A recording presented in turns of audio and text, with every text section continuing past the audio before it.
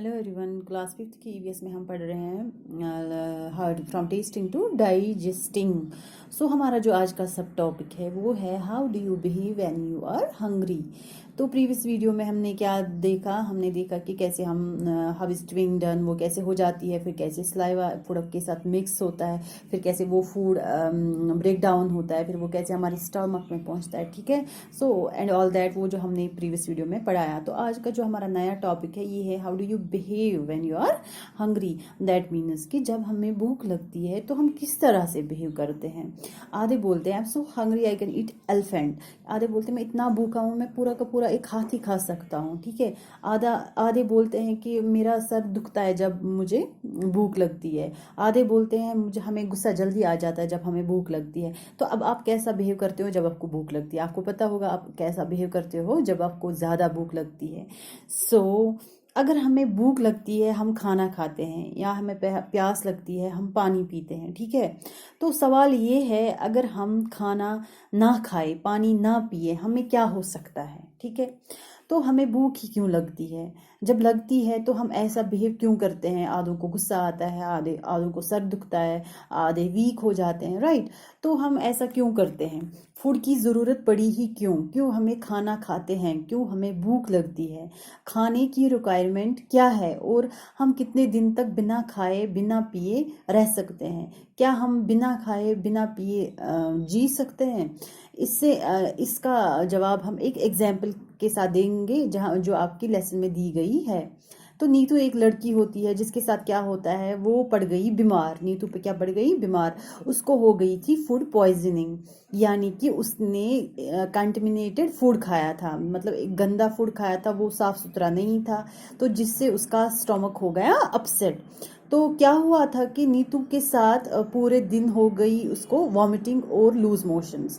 आपने भी ये एक्सपीरियंस किया होगा, जब आपका स्टमक अपसेट होता है तो आप कुछ नहीं खा सकते हो, अगर खाओगे तो वो आपको उल्टी आ जाती है या आप लूज मोशन हो जाती है, तो आप सिर्फ लिक्विड ही ले सकते हो उस टाइम। ठीक है, जब आपका स्टमक अपसेट होता है। ऐसे ही जब इसका अभी स्टमक अपसेट हो गया तो इसके फादर ने किया काम, उसने एक सोल्यूशन बनाया, इसने पानी में ऐड किया शुगर भी सॉल्ट भी, तो वो सोल्यूशन इसको दिया। तो खाना हम इसलिए खाते हैं जब हम मतलब फूड कंज्यूम करते हैं, हमें या हम कोई भी लिक्विड लेते हैं हमें क्या मिलती है उसके साथ?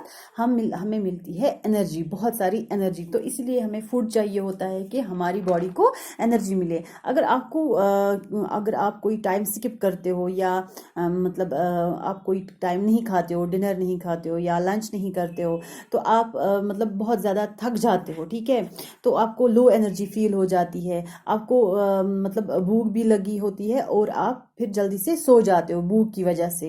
दैट मीन्स कि हमें क्या मिलती है फूड से? फिर एनर्जी, बहुत सारी एनर्जी। भूख से क्यों होती है? हम मतलब जब हमें भूख लगती है तो हम टायर्ड फील क्यों करते हैं? अब नीतू भी टायर्ड फील कर रही थी क्योंकि वो बहुत ज़्यादा वीक हो गई थी और उसको भी नींद आ रही थी, उसको बिल्कुल भी वो एनर्जेटिक नहीं थी। तो अब उसके फादर ने क्या किया काम, उसको दिया सॉल्ट और शुगर का सॉल्यूशन पानी में।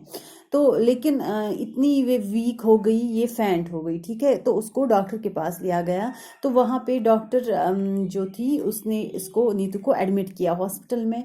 तो डॉक्टर आंटी ने एक्सप्लेन किया कि इसका स्टमक बहुत ही कमज़ोर हो गया है, इसका स्टमक अपसेट हो गया है क्योंकि इसने वो गंदा खाना खाया था। तो इसका मतलब हो गया कि इसकी बॉडी अब वीक हो गई है, तो ये ना फूड ले सकती है, ये ना वाटर ले सकती है, तो इसको हम लगाएंगे ग्लूकोज ड्रिप। तो डॉक्टर आंटी ने उसको क्या दिया? ग्लूकोज ड्रिप दिया, तो सो दैट कि उसको उससे इंस्टेंट एनर्जी मिलती, उससे उसको स्ट्रेंथ मिलती जल्दी से विदाउट ईटिंग। ठीक है, ग्लूकोज क्या होता है? ग्लूकोज एक सोर्स होता है जिससे हमें इंस्टेंट एनर्जी मिलती है।